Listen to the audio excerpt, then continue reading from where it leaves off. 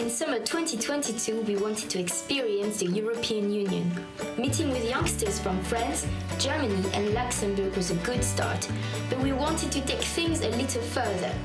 We set out on the surprisingly challenging logistics of a shared Interrail trip to visit the cities with some of the most important European institutions. We met in Brussels and went on to Luxembourg, Frankfurt and Strasbourg, before returning home, short on sleep but rich with new experiences and friends. So what makes these places so special? Why visit these 4 cities with 27 countries to choose from? Let's start in Brussels. Here is one of 2 meeting places of the European Parliament. There are other institutions too, like the Council and the Commission, but the Parliament is what we visited. While the Commission is the closest thing to a European government, the Parliament is the only body elected directly by the European citizen.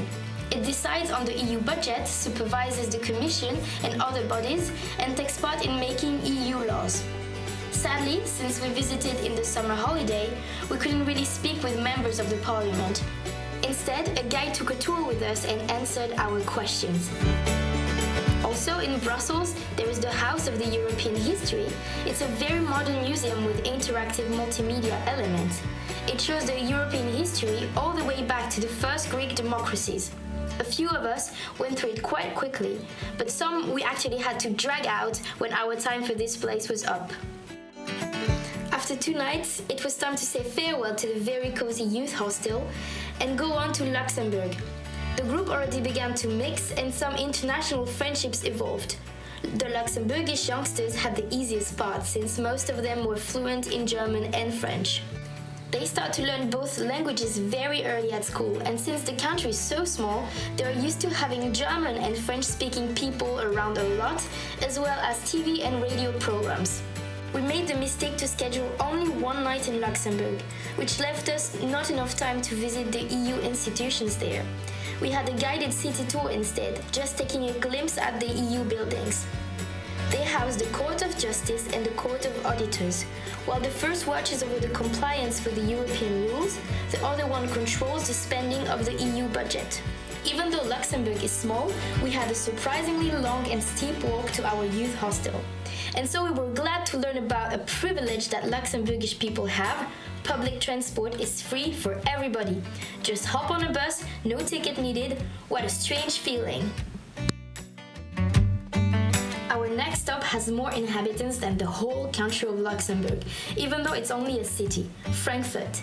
Here we also had only 1 night and didn't get around to visiting the European Central Bank.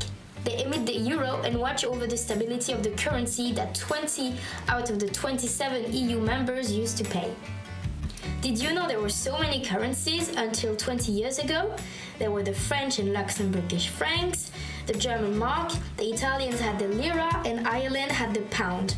You actually had to exchange money for the other currency each time you visited a neighboring country. Visiting a bank probably would have been boring anyway. Instead, we went in a dark museum. There was absolutely no light in the rooms and you had to move around like a blind person, just relying on touch, sounds and smells. It's strange how different a market feels if you can't see. There is no video of this, of course, and if there was, it would be totally black. And then it was time for the final leg of our week together. In Strasbourg, we had 2 nights again, and what a cool night it was in the historic city with some dope light installations. Strasbourg is of course the original seat of the European Parliament. The Parliament Hall was under construction, but there was an interactive exhibition that explained how the Parliament worked and how it is composed of different fractions from the national parties. Saturday evening was quite emotional. We had an intense week together. New friends had to part, not knowing when they will see each other again, but the internet makes it easier than ever to keep in touch with people all over the world. So growing a European community should be easy. We will continue our journey together with another international camp next year. Many want to come back to keep this European adventure going.